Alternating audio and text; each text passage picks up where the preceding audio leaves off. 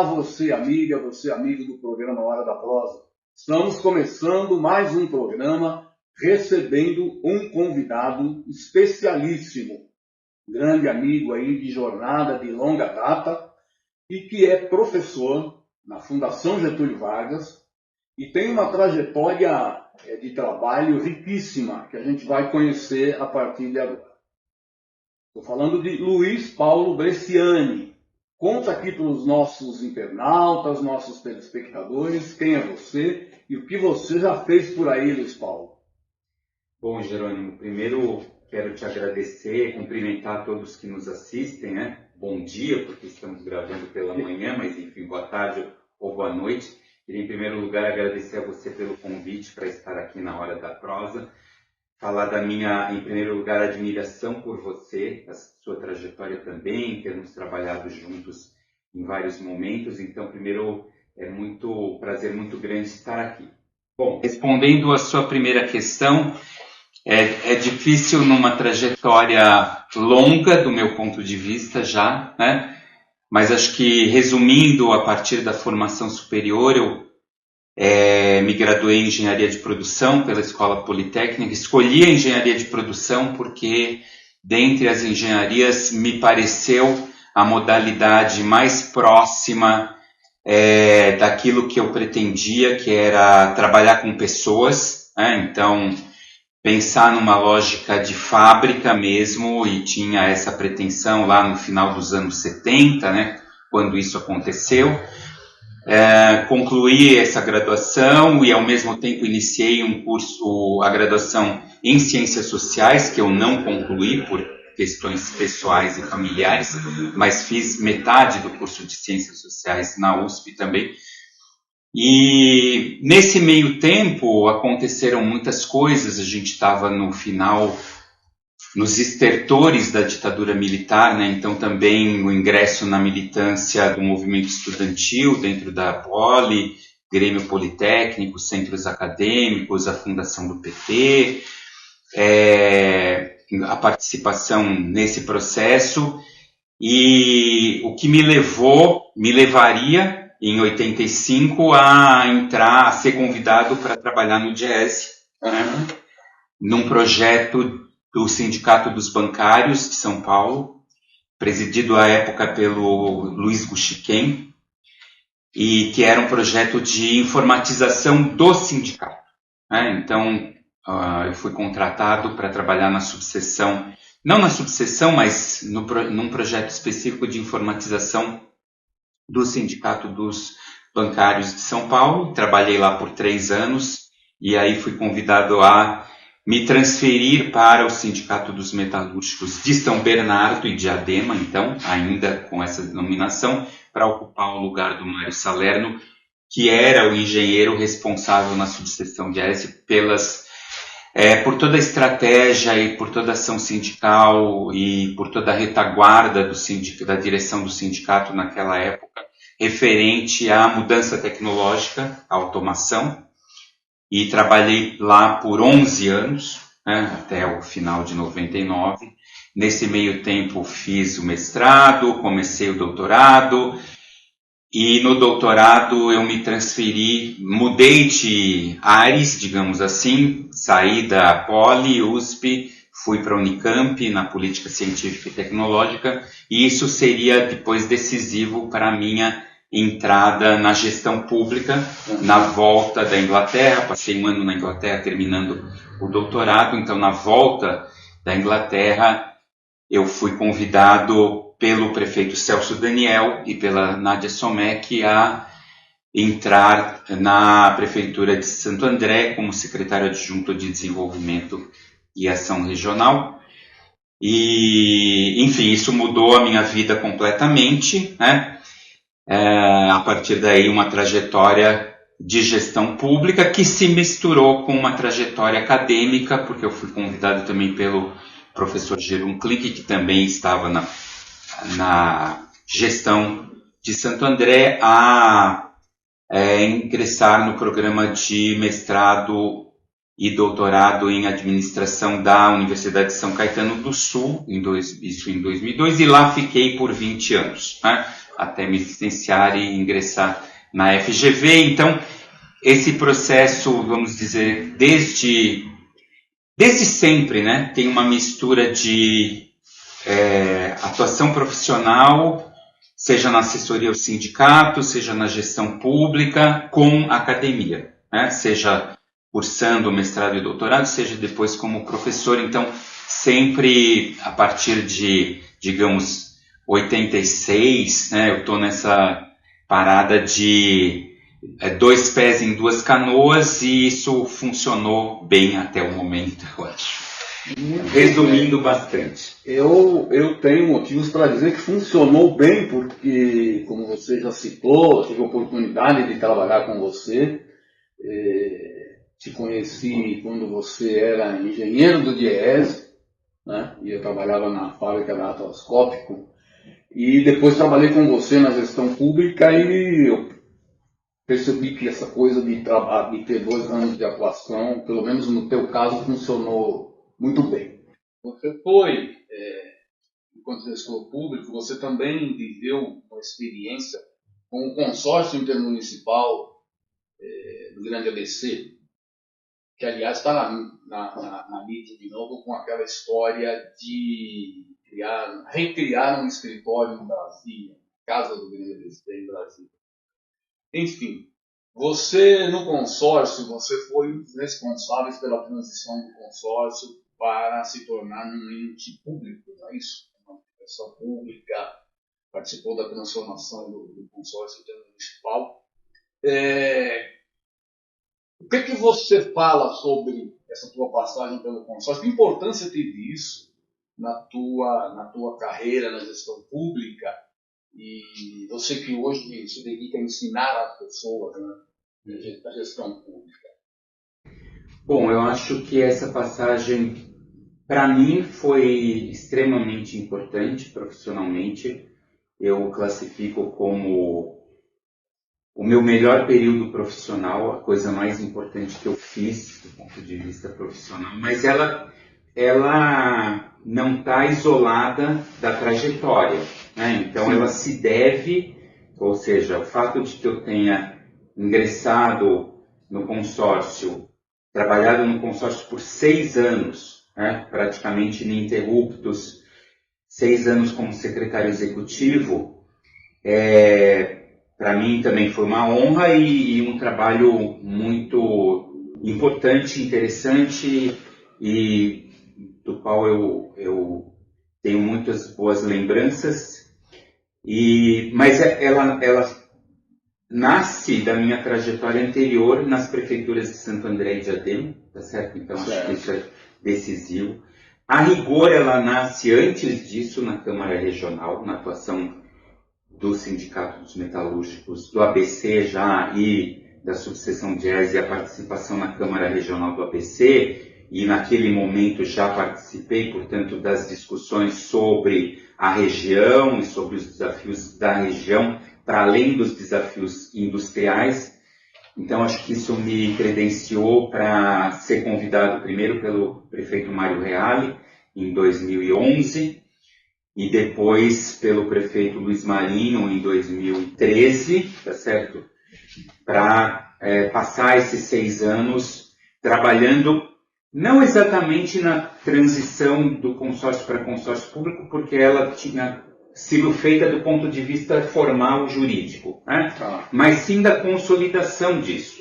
Né? Então, da consolidação disso, com certeza, porque nós estávamos nesse processo, no início desse processo de transição para o consórcio enquanto um ente público pertencente a 7 prefeituras. Eu acho que, e aí do meu ponto de vista, acho que tem coisas muito importantes que foram, em primeiro lugar, a criação de uma equipe técnica permanente, né? E ainda hoje as meninas que ingressaram lá no primeiro concurso, a maior parte delas continua, e é uma equipe com bastante bagagem e qualificação, e depois agregando outras pessoas, você inclusive passou por lá também, outras pessoas que puderam conduzir o consórcio nesse período de afirmação desse caráter de ente público, que não é uma coisa trivial e simples, né? Então, a questão de toda a consolidação administrativa, de toda a consolidação da diretoria de projetos. E aí, eu acho que o principal resultado, o principal legado desse período, né, das gestões do prefeito Mário Reale, do prefeito Luiz Marinho, do prefeito Gabriel Maranhão também, nesse meio tempo, são os planos regionais, tá certo? O consórcio funcionou muito como um órgão de apoio às prefeituras na elaboração de diversos planos regionais, desde mobilidade até habitação de interesse social, drenagem, macrodrenagem, microdrenagem, educação e assim sucessivamente. Então, o legado desses planos regionais, e infelizmente a maior parte deles não foi implementada, alguns deles estão ressurgindo agora, inclusive, né? Porque demanda uma atualização de informações e de dados. Nós tivemos nesse período também o primeiro inventário de emissão de gases de efeito estufa, feito pelo consórcio em âmbito regional. Então, o consórcio enquanto, vamos dizer, um órgão de inteligência regional, de planejamento regional.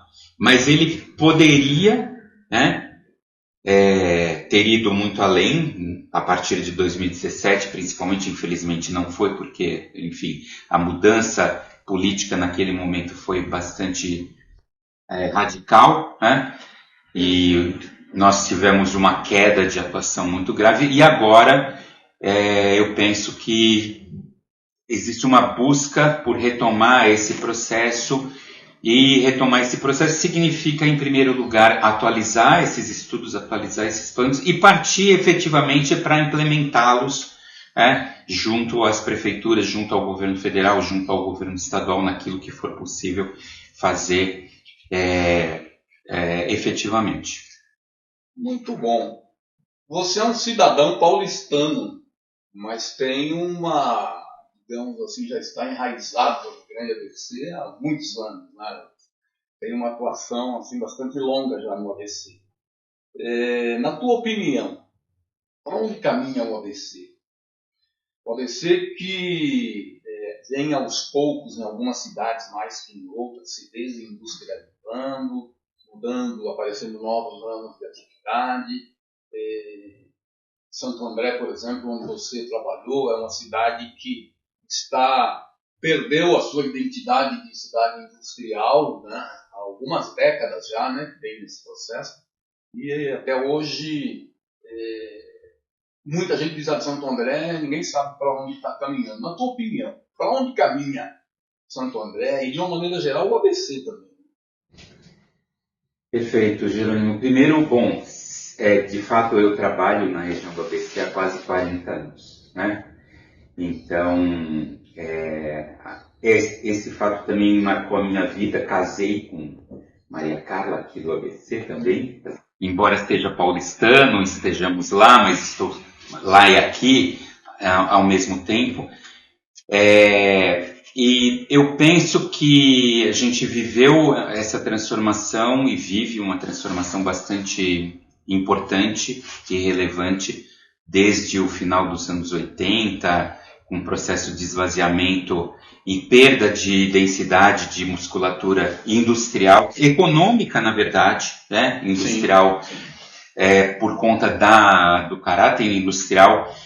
Então, em primeiro lugar, a gente está nesse processo, a gente continua nesse processo de transição e continua buscando uma identidade diferente, e eu penso que isso corresponde também a uma busca nacional. Tá certo? Nacionalmente, o Brasil é um país gigantesco, né? Um dos 5, 6 maiores países do planeta, seja em população, seja em território. Então, tem uma economia que é super complexa, super diversificada, mais diversificada do que complexa, né? E eu acho que o desafio do ABC e de Santo André corresponde ao desafio brasileiro, que é o de ampliar ainda mais a sua complexidade econômica, certo? A gente está num processo super importante, interessante, que é o de abrir espaço no ensino superior, né, para muito mais gente. A gente tinha um funil, tá certo? E esse funil excluía uma parcela da população gigantesca. A gente, de uma certa forma, ampliou esse funil.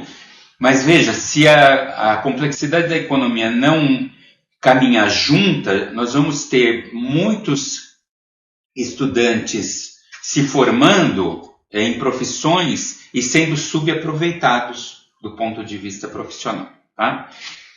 Então, acho que a gente tem um desafio brasileiro, né, de aumentar a complexidade da nossa economia, de ampliar a intensidade tecnológica da atividade industrial, de ter serviços complexos, né, e isso é um desafio geral e corresponde ao ABC e corresponde a Santo André também. Aí tem as especificidades.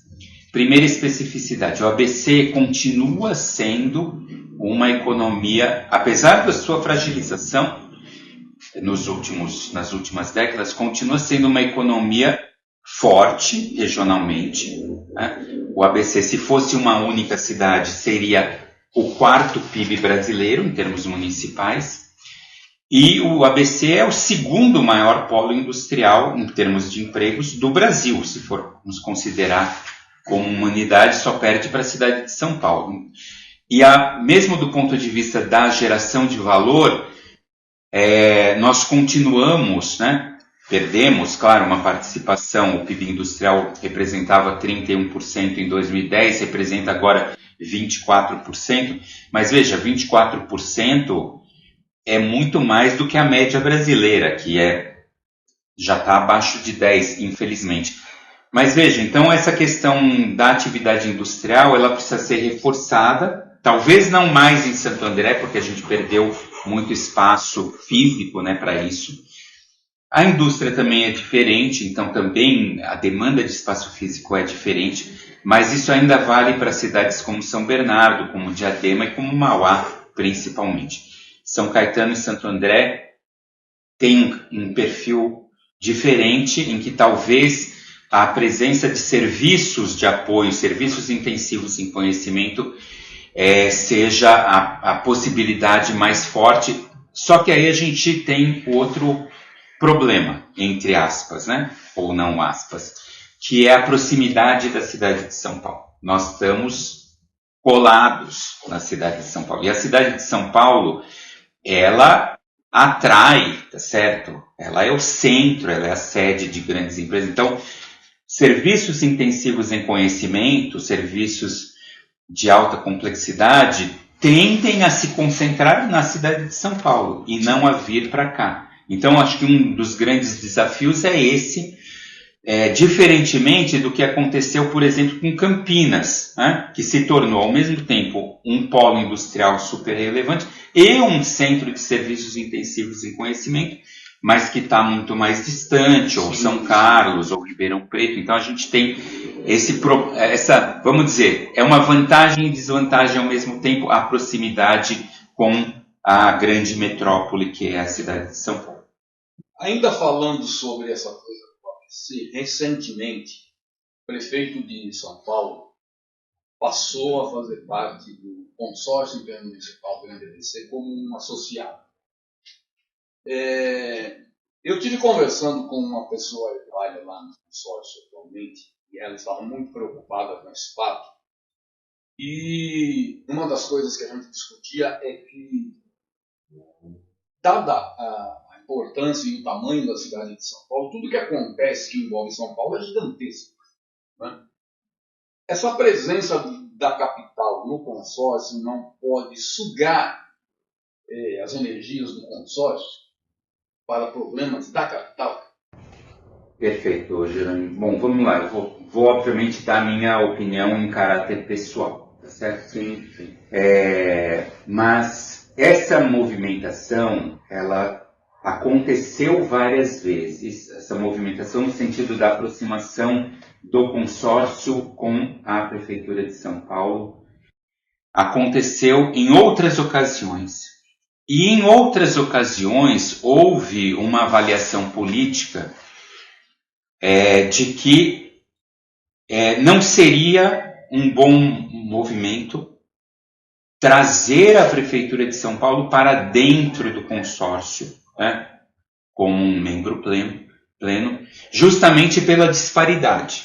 A disparidade de tamanho, a disparidade de orçamento, a disparidade de poder, né? Então a gente teria uma assimetria gigantesca. A gente tem já uma diferença de tamanho entre São Bernardo e Rio Grande da Serra, por exemplo. Sim. Mas isso nunca foi um impedimento para que houvesse uma cooperação, especialmente nos momentos em que a Prefeitura de São Bernardo assumiu, né, a presidência do consórcio e conduziu essa liderança, incluindo todas as demais cidades dentro de uma lógica de projetos de interesse comum, certo? Uhum. E no caso da cidade de São Paulo, a gente teria uma assimetria gigantescamente ampliada.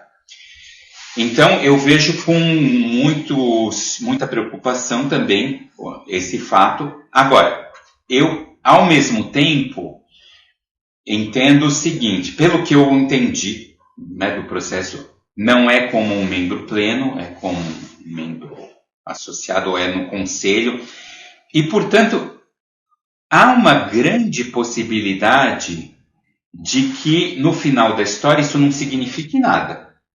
Tá certo? Sim.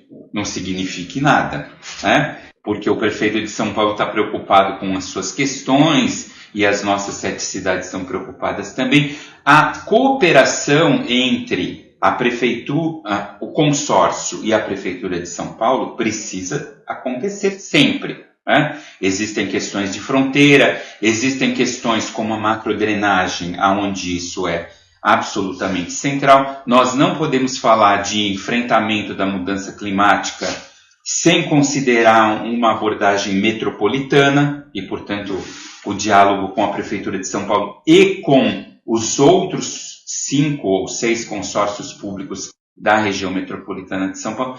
Mas isso é uma coisa. A outra coisa é trazer a Prefeitura para dentro, e nós temos experiência de outros consórcios públicos em regiões metropolitanas, aonde essa questão aparece concretamente, ou seja, a grande cidade absorve a agenda do consórcio público ou não encaminha porque também tem a sua própria agenda, e, tá certo? A questão da cooperação vira um caráter secundário. Então, me parece um movimento de um lado preocupante, de outro lado desnecessário. E é isso. Okay. Bom, Luiz, você hoje atua, pelo que eu tenho percebido aí nas redes sociais, muito mais como professor na universidade, orientando pesquisas e tal, bancas de doutorado que você é convidado o tempo todo. Aí a gente está se aproximando também do nosso tempo do programa. Eu gostaria que você falasse um pouco sobre essa juventude que tem estudado a gestão pública hoje. Como é que você vê isso? Tem perspectivas boas? Esse pessoal está produzindo coisas interessantes? Como que está isso? Bem, eu entrei na Fundação Getúlio Vargas em 2017, já há 8 anos, né? Exatamente, quase 8 anos, pontualmente,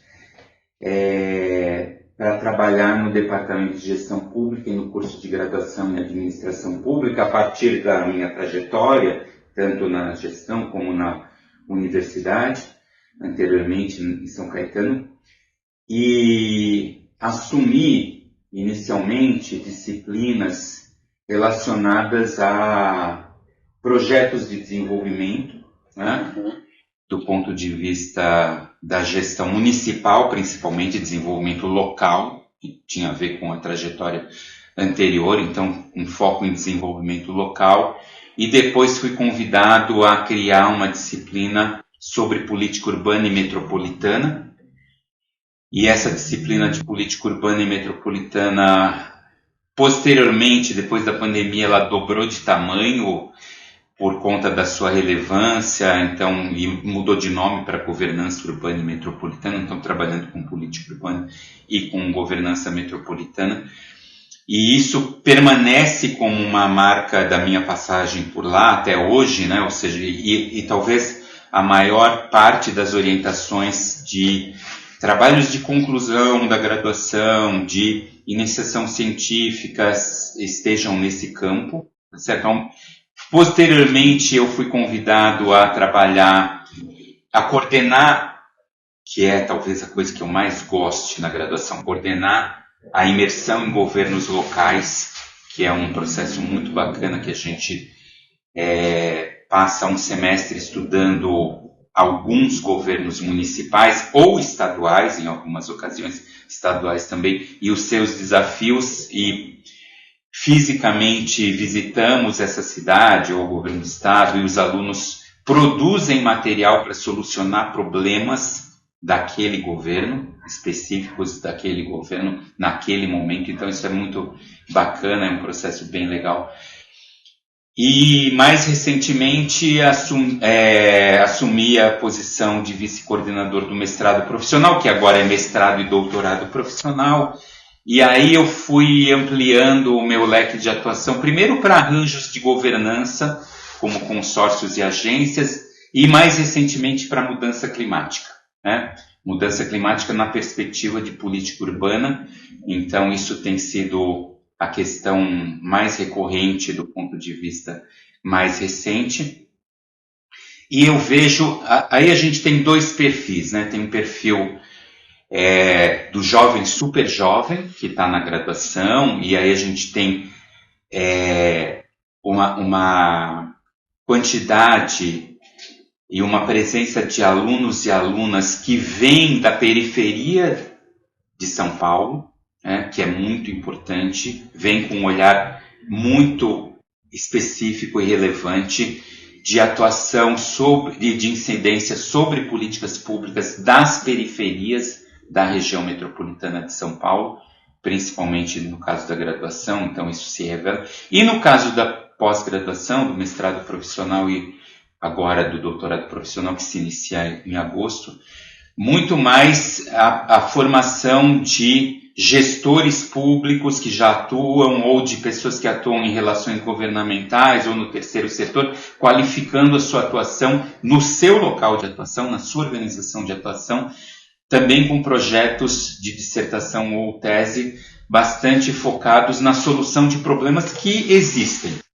Então, acho que isso é uma marca importante, e eu acho que aí, de novo, a minha trajetória anterior como gestor público é uma diferença dentro do corpo docente, junto com outros professores, obviamente. Então, eu gosto bastante dessa entrada recente nesse processo, e tem sido muito satisfatória essa convivência, né, com dois perfis, um perfil se formando efetivamente e um perfil já no início para o meio da sua caminhada profissional, mas buscando se qualificar ainda mais. Luiz, como a gente está bem pertinho de encerrar o programa, eu normalmente peço para quem passa por aqui, para que deixe uma mensagem para os nossos telespectadores, nossos internautas que assistem a Hora da Prosa. Então, eu gostaria que você... Qual é a mensagem do Luiz Paulo Bresciani para esta juventude que acompanha tudo pela internet, para os nossos telespectadores que assistem a Hora da Prosa? Bom, primeiro, Jerônimo, queria te agradecer aqui pelo convite, pela participação. Segundo a mensagem, certo? Eu sou marcado pela gestão pública. Eu amo a gestão pública, a minha atuação na gestão pública, efetivamente em governo, né? Principalmente governos municipais, mas também governo nacional, e na academia, na universidade, dentro desse enfoque também, me fizeram um apaixonado por esse tema, certo? Então, a mensagem que eu deixo, primeiro, para a juventude é que busque um projeto de vida que pode mudar ao longo do tempo, tá certo? Mas busque o seu sonho e construir o seu sonho com ações efetivas para que isso aconteça, aproveitando oportunidades, criando oportunidades. Então, acho que a primeira questão é essa: educação é fundamental, tá certo? A inserção profissional é fundamental naquilo que você gosta de fazer ou imagina que gostará de fazer. Então, isso é uma primeira questão. E do ponto de vista mais geral, né, pensando em todas as pessoas que estão nos assistindo, a boa gestão pública depende do fato de que a sociedade se manifeste, certo?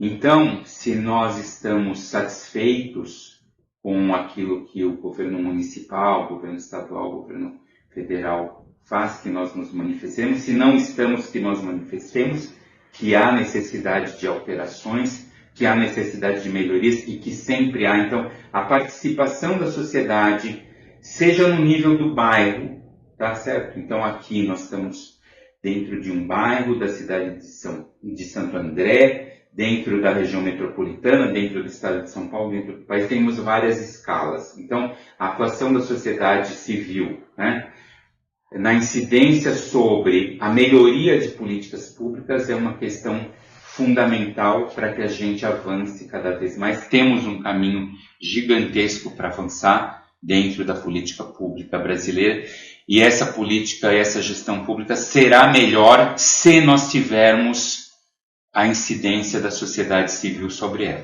É isso. Muito obrigado e aproveitem a hora da prosa sempre que puderem. Muito bem, Luiz. Eu é que te agradeço imensamente o fato de você ter aceitado o convite para participar do Hora da Prosa. Você sabe que eu sou um admirador do seu trabalho, eu te conheço há muito tempo. Fiquei muito feliz por ter você aqui no Hora da Prosa. E vice-versa. Muito obrigado e a gente volta na próxima semana.